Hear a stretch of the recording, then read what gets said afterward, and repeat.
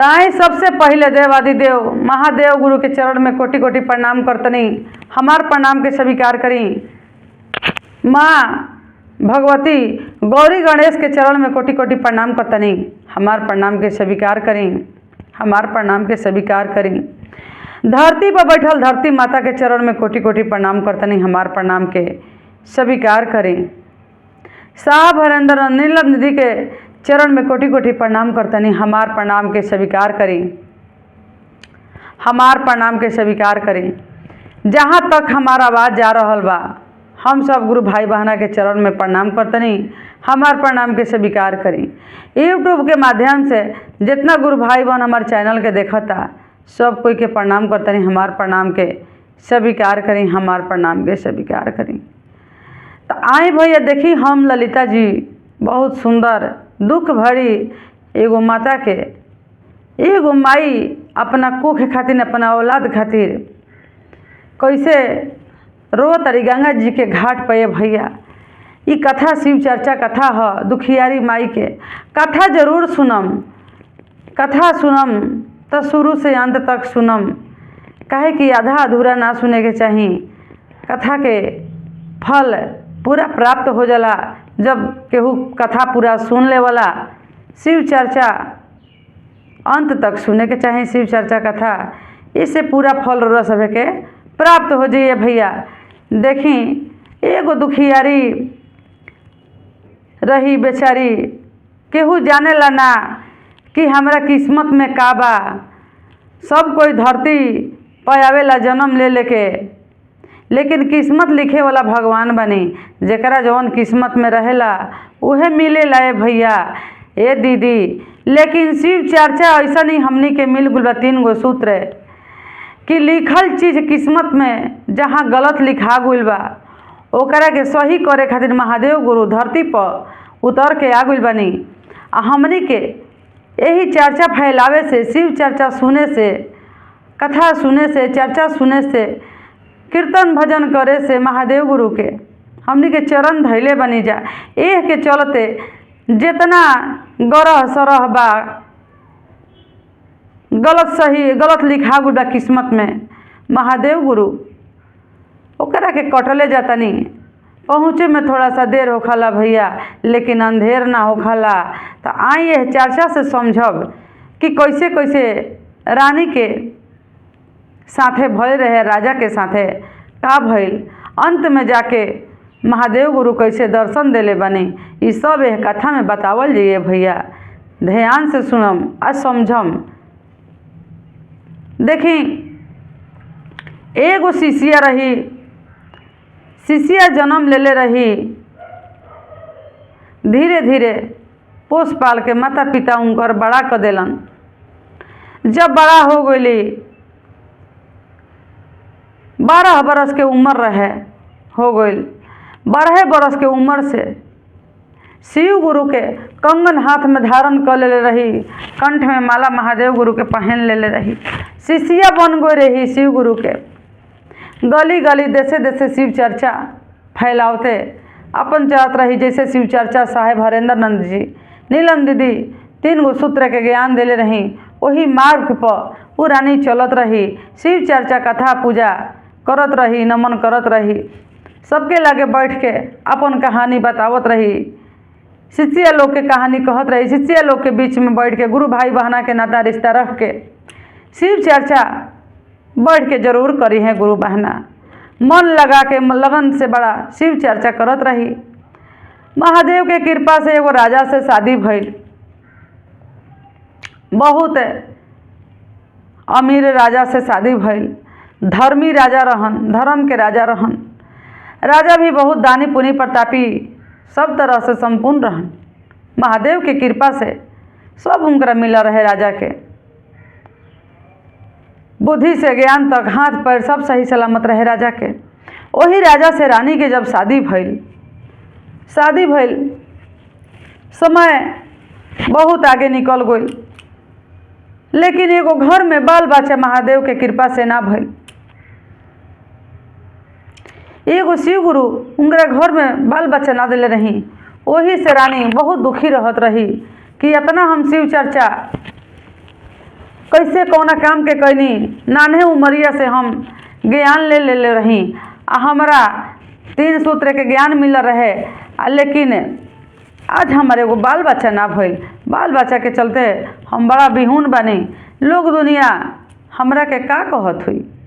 शिव चर्चा में जात रही रानी, बड़ा दुखियारी मन से बैठत रही, दुख मन से बैठत रही, कहत रही चर्चा में बैठ के कि का गुरु जी केहू पर दया ना का करलन, कब हमरा पर दया करी हन महादेव गुरु।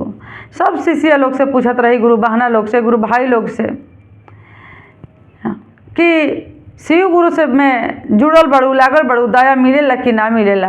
पता ना कहिया महादेव गुरु हमरा ऊपर आँख खोली हैं, कहिया हमरा दया मिली। हमरा ये समझ में नहीं आते। गुरु बहना लोग बहुत घबरा गो रही।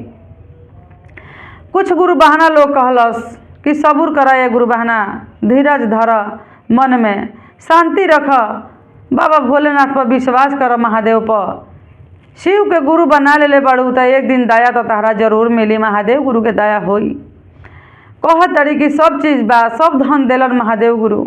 ए गुरु बहना लोग कौना काम के सब धन मिलल बा कि आज एगो हमार बाल बच्चा कोख सुन बा, गोदी सुन बा, वही बिना अहीन बानी, हम वही बिना अधीन बानी।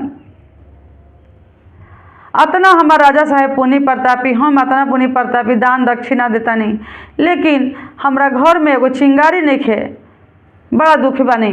गुरु बहना लोग कहलस कि धीरज धर, एक दिन ना एक दिन जरूर फल मिली।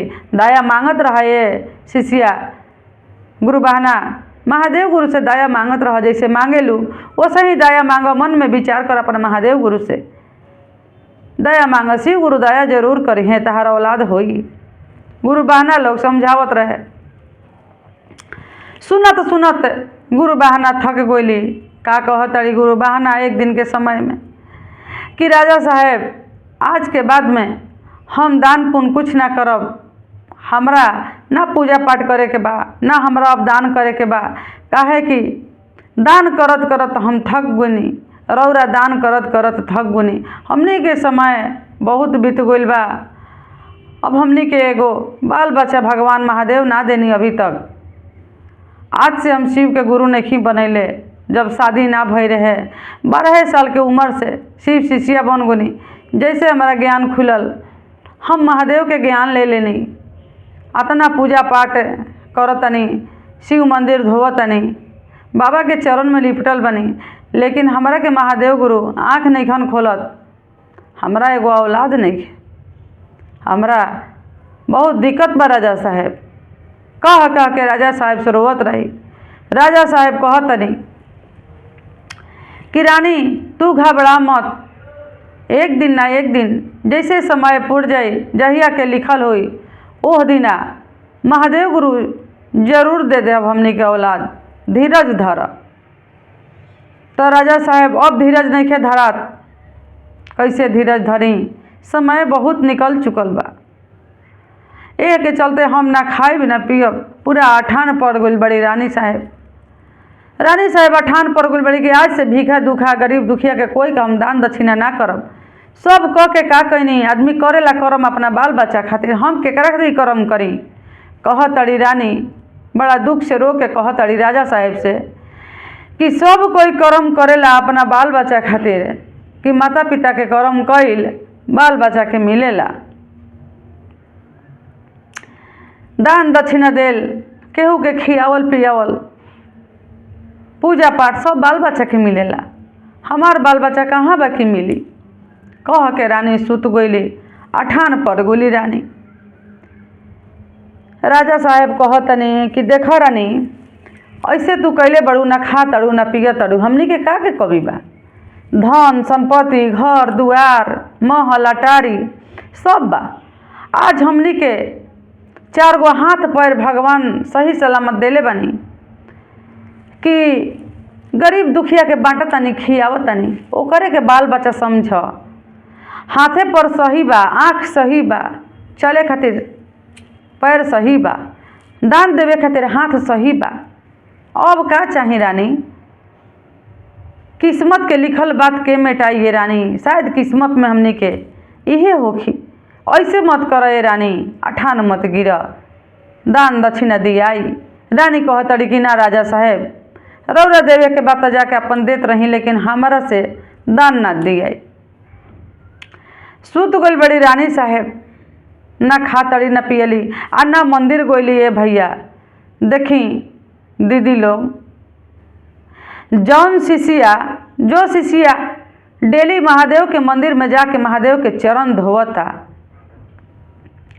उ शिष्य एक दिन ना जाए कोई देवी देवता के मंदिर में, तो महादेव गुरु चाहे कोई देवी देवता जरूर खोजियन कि हमार शिष्या आवे वाला, रोज हमारा के धोवे वाला, पोछे वाला, सजावे वाला, आज उ शिष्या हमार कहाँ बा, कहाँ धर्म संकट में पड़ल बा कि आज हमरा लगे दर्शन करे ना आइल, तनी देखी तो वही में महादेव गुरु देखे खातिर चल गइल बनी। आ चाहे जो शिष्या रोज गाना भजन अपना किचन रसोई घर में करते हुए खाना पकावता, देखी दीदी लोग खाना के स्वाद चेंज हो जाला। आजमा के देखब कि रोरा खुशी मन से खाना बनाई, तेल मसाला के जरूरत ना पड़ी, रोरा खुश मन होके भजन करते हुए खाना बनाई ना, महादेव के भजन करी, राम जी के भजन करी, देखी खाना में स्वाद है, बहुत आनंद मिलला, लागेला कि प्रसादी जैसा खाना लागता है। गुरु बहना लोग ऐसे रोरा कह के देखी तो देखी महादेव गुरु खोजे खातिर चल दिले बनी अपना शिष्या के कि जा तनी हमार शिष्या कौना धर्म संकट में बा कि आज हमारा दरबार में ना आयल है शिष्या। जाके देखा तनी महादेव गुरु दुआरी पर गोइल बनी, साधु के रूप भेष बदल ले बनी, आ जाके खड़ा भइल बनी दुआरी पर, कह तनी कि ए बाबू भिक्षा ले आव दे द, ए बाबू भिक्षा ले आव दे द, ए बाबू भिक्षा ले आव दे द। 3 वचन बोलले बनी, 3 बार बोलले बनी महादेव गुरु साधु के रूप में। 3 गो नेत्रे होखला आ 3 बोली बोलले बनी, आ 3 में बोलल जाला है भैया हर हर महादेव, हर हर महादेव, हर हर महादेव। जैसे ही बाबा जाके कहतनी शिव गुरु साधु के रूप में कि भिक्षा द ए बाबू, भिक्षा द ए बाबू, भिक्षा द ए बाबू। तीसरा बार में अगल बगल से गुरु बहना लोग जाके दरवाजा खटखटावता कि उठा ए रानी साहेब, कहाँ बड़ू, तारा दरवाजा पर देखा कोई भूखासा लाइल बा, कोई पियासा लाइल बा मांगे खातिर कि राजा के दरबार ह, जरूर मिल जाई। रानी उठ, कुछ खिया द रानी, कुछ दे द रानी। रानी सुन के बहुत बेचैन बड़ी, घबराहट में बड़ी रानी कि अब हम दे के का करब, इतना दिन से देनी तो कुछ ना मिलल, अब हमरा से उठल ना जाई, हमरा से अब ना दियाई भिक्षा।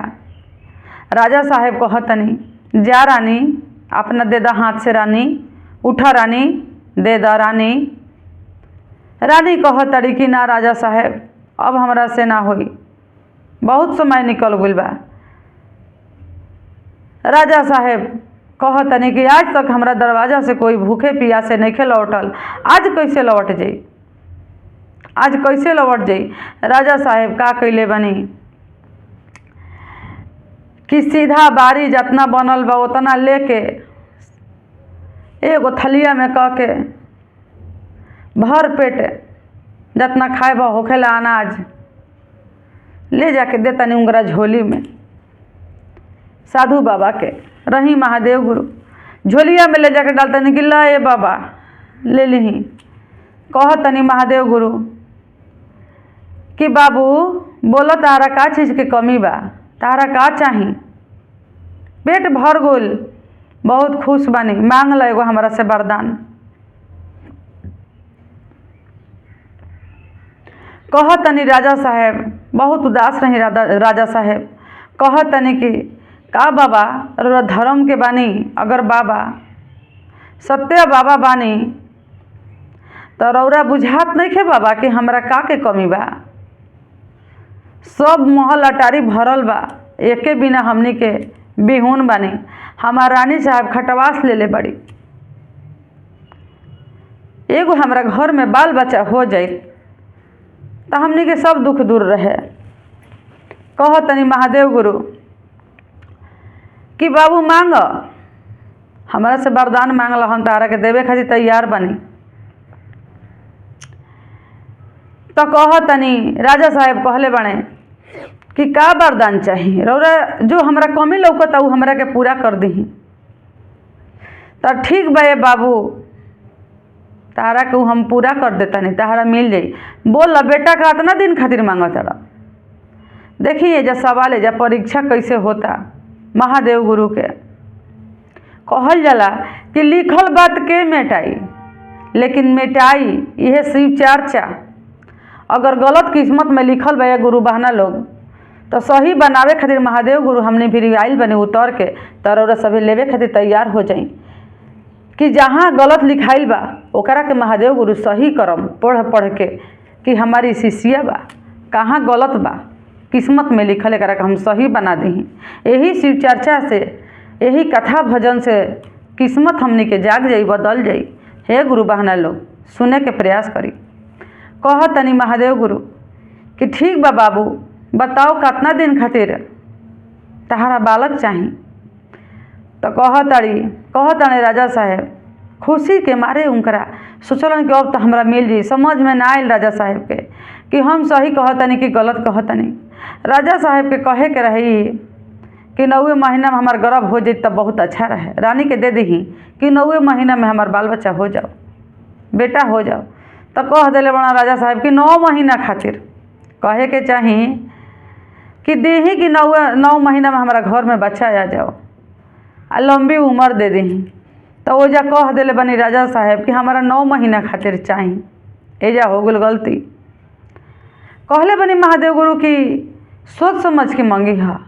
राजा साहब के समझ में ना आयल, मती मरा गुल। कहतनी कि 9 महीना खातिर हमरा चाही। देखी गुरु बहना लोग, कहतनी महादेव गुरु कि ठीक है हम तारा के दे देतनी, तारा मिल जाई, खुश रहिया। रानी के गर्भ में बच्चा पलाए लगल, रहे लगल। रानी जान गुली कि हमरा गर्भ में बच्चा बा। राजा साहेब जान गुलन कि हमरा गर्भ में, हमार रानी के गर्भ में बच्चा पलाता। राजा साहेब बहुत खुश रही, रानी के ऊपर बहुत ध्यान देते रही कि अच्छा से हो जाओ, निपट जाई, अब हमनी के बाल बच्चा हो जी, घर में खेले कूदे वाला। 9 महीना पूरते पूरते धरती पर बच्चा जन्म ले लेलस। धरती पर बच्चा जन्म ले लेलस राजा साहेब के बेटा। जब राजा साहेब के कान में आवाज़ गइल बा कि राजा साहेब के बेटा भइल बा, राजा साहेब निकाल के हीरा मोती दान दक्षिणा खूब लुटावतानी, खूब अन्न धन सोना, बधाई बाजता। पूरा गांव में जवार में न्योता बैठा देले रही। उतने देरी में सगरो अनाउंस कर ले रही कि राजा साहेब के दरबार में आज कहीं किसी के कोई चीज़ के कमी नहीं है, जितना लोग बा सभे पहुँच जाओ, सब चीज़ मिली, दान दक्षिणा बटाता लुटाता, हीरा मोती सभे कोई आ जाओ। बहुत लोग जुटा रहे गुरु बहना लोग। आ देखी एने ऊपर से का होखता, यमराज के शिव गुरु भेजतनी कि जा राजा साहेब तो खुशी के खजाना लुटावते बाणे, लेकिन ई कितना दिन खातिर 9वें महीना खातिर मंगले रहने। यमराज जाके लेके चलाव ओह बालक के जौना के हम देले बनी, वो लेके चल आव। अब वो राजा साहेब के ना रह गइल बड़ा, हुनकरा लगे 9वें महीना के रहलन। देखी यमराज जी जब लेवे आई ना यमराज, तो वहाँ के भी घबराइला कि जातानी, तब पता ना समय पूरल बा कि नहीं पूरल। आ बड़ा दुखी मन से लेके जाई ना, कोनो खुश होके यमराज जी ना लेके जाई ना। यमराज जी पूछा तनी कि महादेव अपना तपस्या के बाद में इतना दुख से जन्म लेलस बच्चा, कैसे रौरा कह तनी कि लेके चल आओ, कैसे ओकरा के लेके चल आई। हीरा मोती लुटावल जाता, गरीब दुखिया के पेट भरल जाता वही जा, और रौरा मांगो तनी कि लेके चल आओ। ना ये गलती हमारा से ना हुई। तो कह तनी महादेव गुरु कि ना तू लेके आव ना, इतने दिन खातिर वो बढ़ले बा, लेके आव। जितना दिन खातिर राजा मंगले रहन उतने दिन खातिर हम देले बनी। यमराज जी आइल बनी सांप के रूप बना के, सांप बन के यमराज जी आके आ जहाँ बच्चा बा बच्चा के पैर में आके डंस ले बनी। यमराज प्राण खींच के लेके चल गइल बनी। हाय रे किस्मत, प्राण खींच के राजा साहेब के बेटा के आ लेके यमराज जी चल गइल बनी। ले जाके महादेव के हाथ में दे देले बनी कि धरी बड़ा दुख भइल है ले आवत खानी, ना चाहत रहे ऐसन। राजा साहेब कहतनी, पूरा हाहाकार मच गइल, हाला मच गइल कि अरे राजा साहेब ने अन्न धन सोना लुटावतने, सबके पेट भरतन खेतन, राजा साहेब के साथे ई का हो गइल। बच्चा के आके सांप डस लेलस, बच्चा खत्म हो गइल। देखी दीदी लोग कहते हुए पूरा बदन के जितना शरीर के रोमा बखाड़ा हो जाता, काँप उठता शरीर। बहुत दुख भरी शिव चर्चा कथा बाई। सांप आके डस लेलस, प्राण खींच के लेके जाके महादेव के हाथ में धरा दिलन यमराज जी कि लीही रौरा जौन मंगनी हम ले आके दे देले बानी, लेकिन बहुत दुख लागल बा, जाके ले आवत खानी। तो कहतनी भोलेनाथ कि जैसन मंगले रहन वैसन हम देनी वरदान। वो तो अपने भोली भंडारी, हमें भोले भंडारी जैसन मंगलन वैसन देनी। राजा साहेब के कान तक आवाज़ गइल बा, हाहाकार मच गइल। सभी कोई कहता कि बाप रे बाप, राजा साहेब अपना अन्न धन लुटावत हन बेटा के खुशी में, वह बेटा के तो सांप डस लेलस, सांप डस लेलस आ लेके चल गइल सांप बच्चा के प्राण खींच के। अब बच्चा है दुनिया में नहीं खे, कैसे हो गइल, का हो गइल, कहाँ बिकट पड़ल, कहाँ संकट पड़ल। भगवान अपना ऊपर दोष ना लेलन। गुरु बहना लोग कहत रहे सब कोई कि कहाँ कौन ऐसा गलती भइल, कौन ऐसा चूक भइल कि ऐसे हो गइल, राजा साहेब के बच्चा के सांप डस लेलस।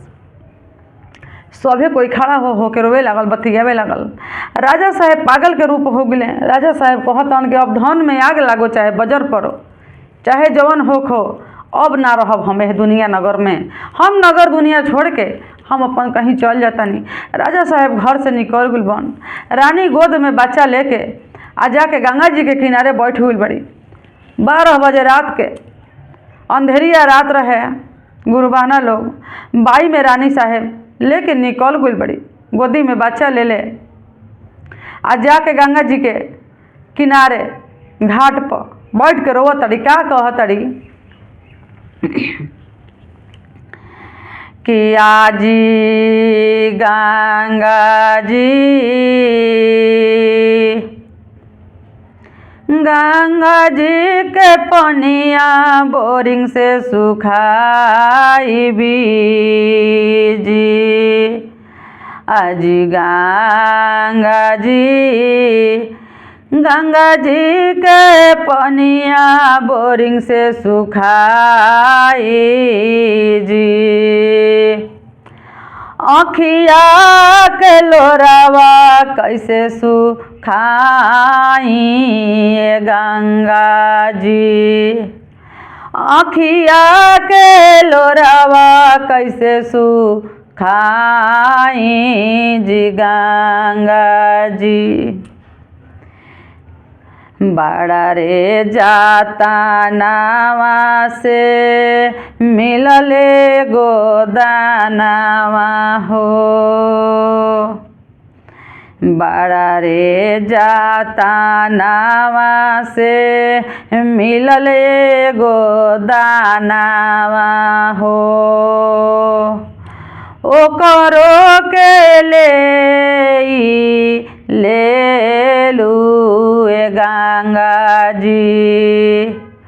ओ करो के ले लू गंगा जी। गंगा मैया कहतड़ी, गंगा मैया साक्षात प्रगट हो के दर्शन देले बड़ी। कहतड़ी कि अरे बेटी, अरे पुत्री, बताओ तोरा कौन ऐसा धर्म संकट हो गइल कि तू यह 12 बजे रात के अनहरिया रात में, घना घोर रात में, कहीं आगे पीछे केहू नहीं खे बाबू, काहे तू आके गंगा जी के घाट पर, हमरा घाट पर तू कौन तिरिया है कि इतना रोवताड़ू, तारा कौन ऐसा धर्म संकट हो गइल बा। तो का मैया तोहरा ई लइको नइखे लौकत कि हम गोदी में लेके कैसे बैठल बनी बालक के, हमरा बालक के जन्म आजे भइल ह, आजे सांप डस देलस, प्राण चल गइल बा, अब लौटाव। कहतड़ी गंगा मैया कि धीरज धर, तारा सब मिली, सब कुछ हो जाई, तू धीरज धर बेटी, तू धीरज धर। तब कहतड़ी रानी साहब फिर कि आजी देवी मैया चूल्हा के अगिया पानी से बुताई जी। आजी गंगा मैया आजी देवी मैया जी चूल्हा के अगिया पानी से मुझाई जी। कोखिया के अगिया कैसे मिझाई जी। कोखिया के अगिया कैसे मिझाई जी। आजी देवी मैया गैया के दूधवा बिकेला बाजार जी। गैया के दूधवा बिकेला बाजार में। छतिया के दूधवा कहाँ बिचाई जी। आजी देवी मैया जी छतिया के दूधवा कहाँ बिचाई जी। तब कहतड़ी देवी मैया महादेव से कि महादेव जी शिव जी अतना रौरा कठोर बनी अतना बजर बनी कि कोई हद हिसाब के ना उतरिया जाके 12 बजे रात से अपन बालक लेके ओह गंगा माई के घाट पर बैठ के रोवतिया। रौरा नयन खोली अभी के अभी रौरा हमारा साथ में चली आ चल के ओकर कोख लौटाई ओकर बेटा के लौटाई। हे महादेव डोली रौरा सही में पत्थर बनी बन गइल का एकदम पत्थर बनी कि अनारी बनी ई कैसन ओकर किस्मत में देले बनी। कहतनी महादेव कि ना पार्वती हमारे में कसूर नहीं खे वो अपने दिन के अर्दुआई मंगले रहन राजा। तो जैसे तू ओकर प्राण छीनले बड़ मंगले बड़ वैसे चल के तू ओकरा में प्राण तारा डाले के पड़ी। तू चल महादेव पत्थर मत बना महादेव। दीदी पत्थर पर ही जल चढ़ावेला आदमी लेकिन पत्थर ही पसीज के संसार में खिलत रहेला हरियाली पत्थर से ही। तो देखी पार्वती मैया लेके आइल बड़ी अपना महादेव गुरु के आ ले आके ओ शिष्य लागे गंगा किनारे खड़ा हो गई बड़ी महादेव जी आ मैया पार्वती जी। कहतनी महादेव गुरु कि बोल बाबू तोरा का चीज़ की दिक्कत बा काहे रोवत तारू इतना अछोधार होके। देवी मैया पूछा तारी कि बताओ जो तोरा संकट बा दिक्कत बा तू बताओ। तू हमार शिष्य बाड़ू तू हमार सेवक बाड़ू आतना तू दान पुण्य कैले बड़ू पूजा पाठ कैले बड़ू शिव चर्चा कथा भजन सब चीज़ कैले बड़ू आज तू बिछो हो गया इतना काहे रो तारू। तो काम आई ये लौकत नहीं खे तहरा कि हम गोदी में केकरा के लेले बनी या कौना रूप में लेले बनी। महादेव हमरा के जन्म बच्चा के दे देलन आ काहे छीन के लेके चल गइलन। अब हम यही गंगा जी में कूद के जान दे देहब। हम अपना यही बेटा जोरे सती हो जी में गंगा मैया में जान दे देहब। हम ना लौट के घरे ना जाए आ ना तो हमार बेटा के लौटा दी। गंगा मैया देवी मैया बाबा भोलेनाथ हमारा के लौटावे के पड़ी रौरा हमारा बेटा के आना तो यही जे जान दे देहब। यही खातिर आइल बनी कहतड़े बाबा भोलेनाथ कि ठीक बाबा बेटी तू कितना दिन खातिर मांगतड़ू। तहार स्वामी जी रहन तहार पति जी रहन तू सुत रहू गोयनी भिक्षा मांगे खातिर साधु के रूप में बन के हम ही गोरी तारा दरवाजा पर तारा वही शिव चर्चा के चलते कि रोज रोज चर्चा करे वाला शिष्या आज हमार शिष्या कहाँ बिया वही देखे खातिर गोरी ही। तो राजा साहब हमारा के भिक्षा ले आके देले रहन खाए के देले रहन। राजा साहब के समझ में ना आइल 9 महीना खातिर मंगले रहन वरदान वही 9 महीना खातिर देले रही। अब तू बताओ कितना दिन खातिर तू मांगत रू।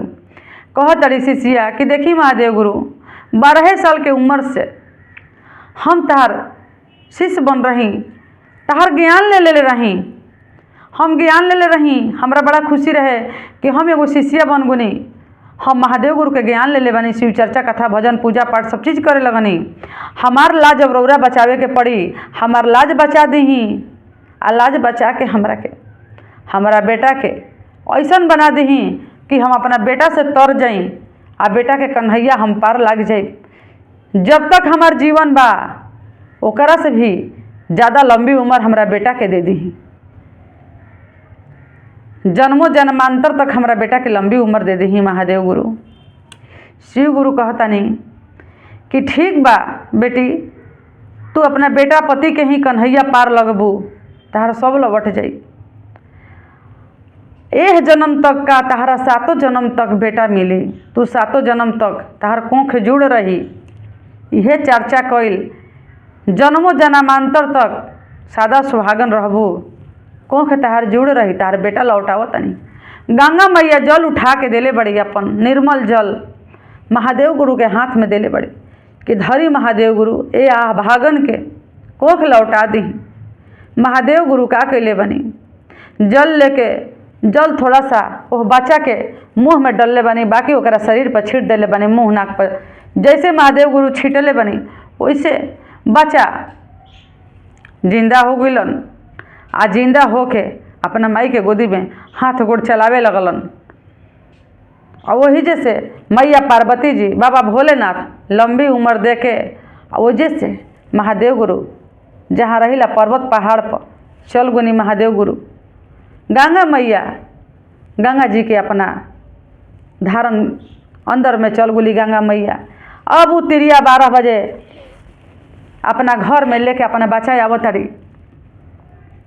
राजा साहेब के खबर दे के भेज के जितना संतरी लोग रहे उनकर रखवाला नौकर चौकर रहे, ढोल मंजीरा बजवा के राजा साहेब के बोलैली कि आओ तहार पुत्र लौटा के लेके चल ही नहीं। हे राजा साहेब आव, हे राजा में राजमहल में राज कर। राजा साहेब